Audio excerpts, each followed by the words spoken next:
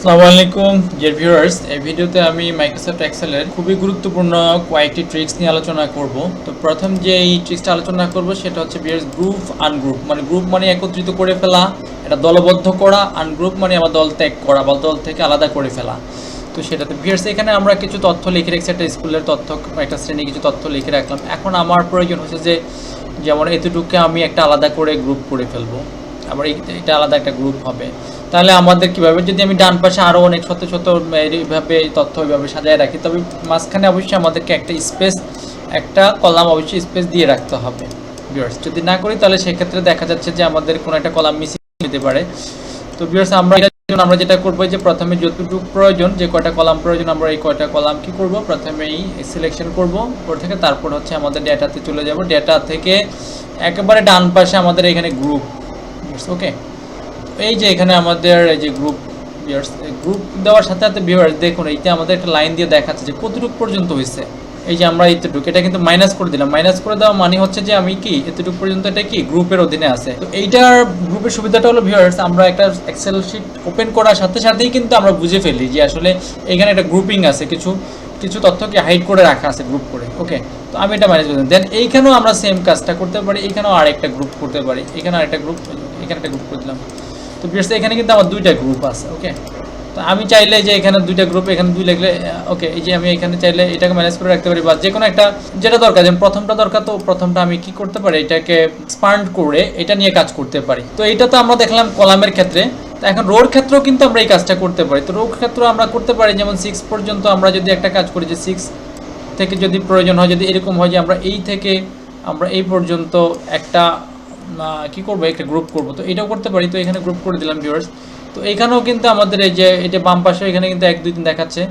তো আমি এখানে একটা করে দিলাম, দেন আবার আমরা দেখা যাচ্ছে যে এখানে 6 7 এরটার জন্য আমরা এখান থেকে যে 7 থেকে এতটুকু পর্যন্ত আমরা এখানে আরেকটা গ্রুপ করে দিলাম, ওকে। তো এইটাকে আমরা এখানে মিনিমাইজ করে দিলাম বা এক্সপান্ড করে দিলাম, ওকে।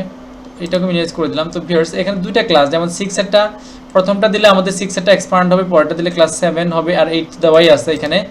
তো এই যে প্রথমটা দিলাম আমি কিন্তু 6 এরটা কিন্তু দেখতে পাচ্ছি, তো 6 এরটা এই যে এখান থেকে কিন্তু দেখা যাচ্ছে। আবার পরেরটা দিলাম 7 এরটাও কিন্তু তথ্য দেওয়া আছে। আমরা এখানে যেটা নিচে করতে ভুলে গেছি, এটা হচ্ছে আমাদের অবশ্যই এখানে একটা কলাম, একটা কি দরকার ছিল, একটা ব্ল্যাঙ্ক, আমাদের একটা ব্ল্যাঙ্ক রো দরকার ছিল, সেটা আমরা করি নাই, এখানেও রাখি নাই, এখানেও রাখি নাই। তো এটা ভিউয়ার্স আপনারা অবশ্যই একটা ব্ল্যাঙ্ক রো কি দিয়ে রাখবেন, এবং কলামের ক্ষেত্রে মাঝখানে একটা স্পেস রাখবেন। তাহলে এটা কিন্তু সহজে, তাহলে আমরা কি করতে পারলাম, সহজে কিন্তু আমরা এভাবে গ্রুপে করে কিন্তু আমরা অনেক তথ্য কিন্তু কি সহজেই কিন্তু আমরা এক্সপান্ড করে দেখতে পারবো। তারপরে হচ্ছে আমরা এটাকে আনগ্রুপ কিভাবে করব। তো আনগ্রুপ করাটা ভিউয়ার্স একবার হচ্ছে আমরা যতটুকু এই যে গ্রুপ করলাম এভাবে সিলেক্ট করে দিয়ে তারপরে এখান থেকে গ্রুপ থেকে এই যে পাশে আনগ্রুপ আছে, আনগ্রুপ করে দিলাম, ওকে।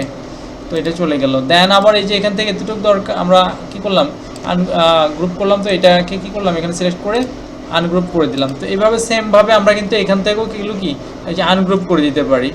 এই যে আমি এখান থেকে সিলেক্ট করে নিলাম, সিলেক্ট করে নিয়ে দেন এখান থেকে কী করলাম, আনগ্রুপ, ওকে। তারপর আমাদের এখানে আরেকটা আছে, ওকে। এই যে এখানে আরেকটা আছে দেখা যাচ্ছে, এইটাকেও আমরা এখান থেকে আনগ্রুপ করে দিলাম।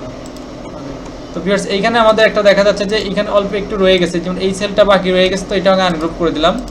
এইখানেও এই সেলটা, যেহেতু এটা আমরা কি নতুন অ্যাড করছি গ্রুপ করার পরে, তো এখানে কিন্তু টোটালি মোটামুটি কি তাহলে কি আনগ্রুপ, তাহলে গ্রুপও করলাম এবং আনগ্রুপ। এবং হাইড আনহাইডের বিষয়টা বলি, যে হাইড করলেও কিন্তু আমরা কি করতে পারি, হাইড করলে কিন্তু আমরা সহজে বুঝতে পারবো না। ধরা যাক যে আমরা এখান থেকে একটা কলাম হাইড করতাম, রাইট বাটন ক্লিক করে হাইড করে দিলাম। যদি আমরা খুব ভালোভাবে নজর না দিই, এইচের পরে যে আমাদের কি যেমন GSI আছে, এটা কিন্তু যদি খুব ভালো করে নজর না দিই তাহলে কিন্তু বুঝতে পারবো যে এখানে কিছু একটা বাকি আছে। এটা একটা অসুবিধা এরকম, যদি কখনো যোগ বিয়োগ করি আমরা দেখা যাচ্ছে যে একটা রো হাইড করে দিলাম কিন্তু বুঝতেছি না ওইখানে একটা ডাটা রয়ে গেছে। তো এই যে এটা আমি এটাকে সিলেকশন করে এই যে দুইটা কলামকে সিলেক্ট করে কি রাইট বাটন ক্লিক করে আনহাইড করে দিলাম আবার এটাকে। তো এই হাইড আনহাইডের একটা প্রবলেম আছে, যদি কোনো ক্যালকুলেশন না থাকে, হিসাব নিকাশ না থাকে, তাহলে আপনারা হাইড করতে পারেন। তো ভিউয়ার্স তবে সবচেয়ে বেটার হচ্ছে গ্রুপ এবং আনগ্রুপ করা, এটাই হচ্ছে গিয়ে সবচেয়ে বেটার। আচ্ছা, তারপরে আমরা দেখবো হচ্ছে ফ্রিজ আনফ্রিজ। ফ্রিজ মানে হচ্ছে ভিউয়ার্স আপনারা জানেন, ফ্রিজ মানে কি কোনো কিছু হিমায়িত করে একবার ঠান্ডা করে জমিয়ে রাখা হয়, ফিক্সড করে রাখা হয়। তো আমরা ফ্রিজ করে রাখবো। আমরা প্রায় সময় দেখি যে অনেক তথ্য দেখা যাচ্ছে যে ভিউয়ার্স এভাবে স্ক্রল করলে দেখা যাচ্ছে যে স্কুল এবং এই যে দেখা যাচ্ছে যে নেম এজ, এগুলো পর্যন্ত কি হয়, এগুলো ফ্রিজ থাকে, ফিক্সড থাকে, এগুলো নড়ে না, কিন্তু তথ্যগুলো নড়ে। তো এইটার ক্ষেত্রটা আমরা একটু দেখবো যে ভিউয়ার্স এই যে আমাদের এখানে ফ্রিজ আনফ্রিজ, এটা হচ্ছে আমাদের ভিউ থেকে। এই ভিউটা ট্যাবের অধীনে আমাদের এইখানে এই যে ডান পাশে ফ্রিজ ফ্যান আছে ভিউয়ার্স, এইখানে ভালো করে লক্ষ্য করুন ভিউয়ার্স, আমরা একটু জুম করে দেখাবো এখানে। এই যে একটা আমরা যে কলামগুলো দেখাচ্ছে এবং মাঝখানে দেখাচ্ছে একটা একেবারে নিডেড একটা সেল, মানে যেটা ভিতরে একবারে নীল করে দাগাঙ্কিত করা। এই যে ভিউয়ার্স এইখানে এইটা হচ্ছে বোঝাচ্ছে যে এই সেলটার বামে এবং উপরের দিকে যে সকল উপরের দিকে হচ্ছে যে রোগুলি থাকবে এবং বামে যে কলামগুলো থাকবে সেগুলো কি ফ্রিজ হয়ে যাবে। এইটা হচ্ছে আমাদের সঠিক, মানে যে সেলটা আমরা ক্লিক করে রাখবো ওই সেলের উপরে এবং বামে যে কলাম আছে এগুলো কি ফ্রিজ হয়ে যাবে। তা আমরা এখন দেখব যে আমি এই যে এখানে রাখলাম যে আমার 11তে আমি এখানে কি এখানে ক্লিক আমি এই সেলটা সিলেক্ট করে রাখলাম, তাহলে এর উপরে যেগুলো আছে এগুলো কি হয়ে যাবে ফিক্সড হয়ে যাবে এবং বামে যেগুলো আছে বামে আছে সিরিয়াল এবং নেম এগুলো কিন্তু ফ্রিজ হয়ে যাবে। তো আমি এখন ক্লিক করলাম ওকে ফ্রিজ ফ্যান। তো ভিউয়ার্স দেখুন দুইটা দাগ পড়ছে এখানে, এই যে একটা লাইন পড়ে গেছে আরেকটা হচ্ছে এদিক থেকে। ভিউয়ার্স দেখুন এই যে আমি যখনই উপরের দিকে উঠাচ্ছি স্ক্রল করে তখন কিন্তু কি আমার উপরে সিরিয়াল এই যে উপরে যেগুলো আছে এগুলো কিন্তু থেকে যাচ্ছে, উপরে সিরিয়াল নেম এইজ এগুলো কিন্তু নড়তেছে না। আবার আমার প্রয়োজন হচ্ছে যে আমি এদের তথ্যগুলি দেখব, তো আমি এদেরকে কি করব ডান দিকে নিয়ে আসবো। এই যে ভিউয়ার্স আমি ডান দিকে নিয়ে আসতেছি কিন্তু আমাদের এই যে দুইটা কলাম এরা কিন্তু নড়তেছে না, এইটা হচ্ছে কি ফ্রিজ হয়ে গেছে। তা আনফ্রিজটা সোজা, আনফ্রিজটা জাস্ট এখান থেকে আমরা জাস্ট এখানে আনফ্রিজে ক্লিক করলে কিন্তু আনফ্রিজ হয়ে যাবে। তাহলে ফ্রিজের এবং ফ্রিজের যে বিষয়টা এটা হচ্ছে যে আমরা ওই সেলটাকে সিলেক্ট করবো যার বামে এবং উপরে হচ্ছে রোগুলো এবং বামে যে কলামগুলো থাকবে এগুলো কিন্তু ফ্রিজ হয়ে যাবে, ওইটা হবে না কিন্তু তার বামে এবং উপরে যে কি রোগুলো থাকবে এগুলো কি হবে এগুলো ফ্রিজ হয়ে যাবে। আনফ্রিজ করা তো সোজা। তো এইটা আমরা বড় বড় শিটগুলোতে এটা দেখি, কারণ হচ্ছে যে আমি যে অনেকগুলো এখানে মাত্র 10টা দেখা যাচ্ছে 100 200 300 হতে পারে।